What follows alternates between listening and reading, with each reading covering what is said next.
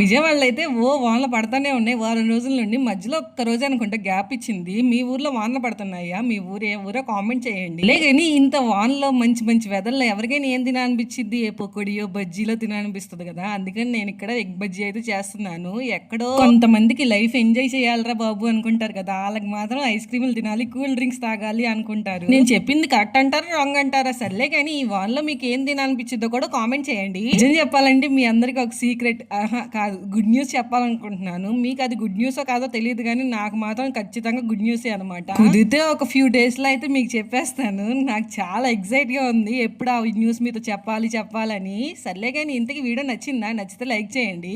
అలాగే మన channel subscribe చేసుకొని పెట్టుకోండి. ఆ గుడ్ న్యూస్ ఏంటో వింటాక. ఇక్కడ నేను బజ్జీలు వేయడం ఏంటో కానీ హనీ అమ్మ తన పొట్టలో వేసుకోవడమే సరిపోతుంది. ఆ గుడ్లన్నీ ఉన్న వాటితో అయితే ఇట్లా బజ్జీ చేసి ఇంకొన్ని వాటితో అయితే పొకిడి చేసా. వీడియో నచ్చితే లైక్ చేసి సబ్స్క్రైబ్ చేసుకోండి, మర్చిపోమాకండి. Okay, bye.